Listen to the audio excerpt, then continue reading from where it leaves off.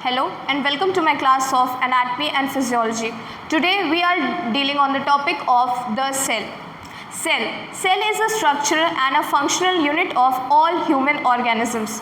जितने भी ऑर्गेनिजम्स पाए जाते हैं उनमें सब में सेल पाया जाता है और सेल एक स्ट्रक्चर है और एक फंक्शन है जिसके बगैर ह्यूमन बॉडी या एनिमल बॉडी या कोई भी लिविंग बॉडी एग्जिस्ट नहीं करती है। तो सबसे पहले हम देख लेंगे कि सेल का स्ट्रक्चर एक्चुअली में होता क्या है। Cell is extraordinary of bony, extraordinary of tissue structure है। उसमें कोई बोन्स नहीं पाए जाते हैं, कोई लिगामेंट्स नहीं पाया जा सकता है। जैसे कि हम लोग डायग्राम देख रहे हैं, सबसे पहले हम लोग देख लेंगे सेल मेम्ब्रेन।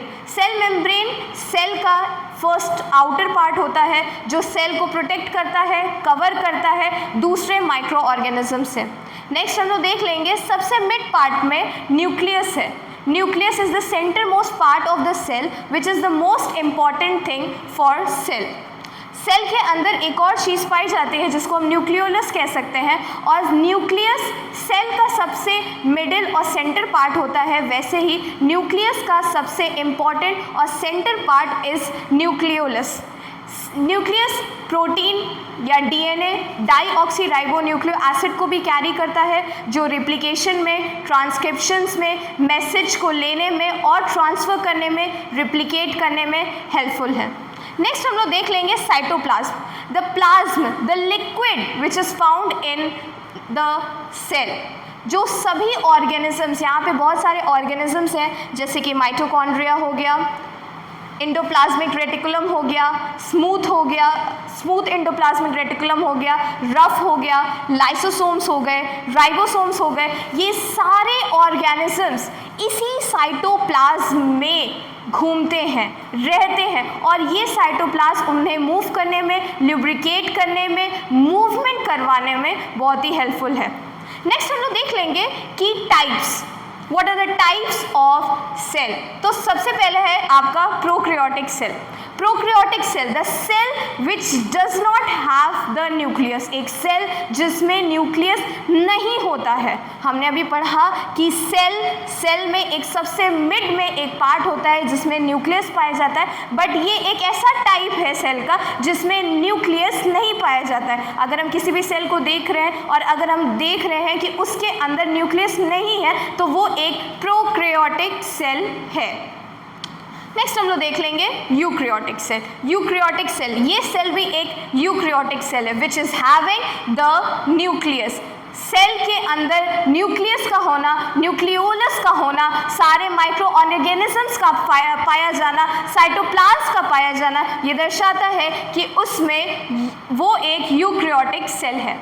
उसके बाद हम लोग देख लेंगे कि सेल क्या क्या फंक्शंस हमारी बॉडी में, लिविंग ऑर्गेनिज्म की बॉडी में करता है। सबसे पहले देख लेंगे growth and development and metabolism. Growth करवाता है, सेल अपने को भी ग्रोथ कराता है in size, in shape, in structure और उसके साथ साथ मेटाबॉलिज्म भी करता है। नेक्स्ट देख लेंगे हम लोग सेल डिवीजन। चाहे हम सेक्सुअल रिप्रोडक्शन की बात करें, चाहे हम एसेक्सुअल रिप्रोडक्शन की बात करें, दोनों में ही हम सिंगल सेल को मदर सेल में होते हुए देखेंगे और मदर सेल के बाद हम उसको 2 डॉटर सेल्स में देखते हैं। और ये सारे जितने भी रिप्रोडक्शंस होते हैं, जितने भी सेल्स को मल्टीप्लाई होते हैं, जितने भी क्लियर आउट होते हैं, वो सब सेल डिवीजन के माध्यम से ही होते हैं। सेल डिवीजन में मोस्ट कॉमन होता है मीटोसिस एंड मियोसिस। ये 2 प्रोसेस जिनके साथ ही साथ सेल डिवीजन होता है। नेक्स्ट हम लोग देख लेंगे प्रोटीन का सिंथेसिस।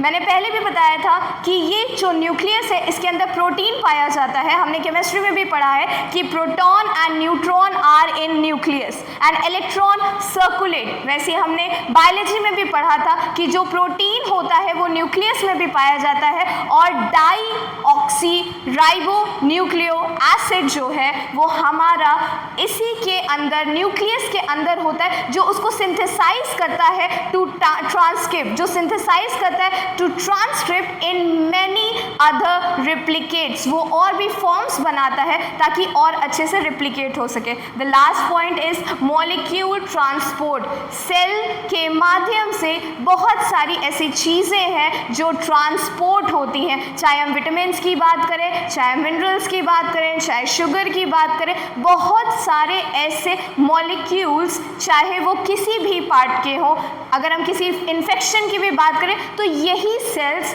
मॉलिक्यूल्स बन के ट्रांसपोर्ट करवाती हैं ताकि वो और भी दूसरे ऑर्गेनिजम्स में ट्रांसपोर्ट हो पाए। This all about the topic of cell. Thank you.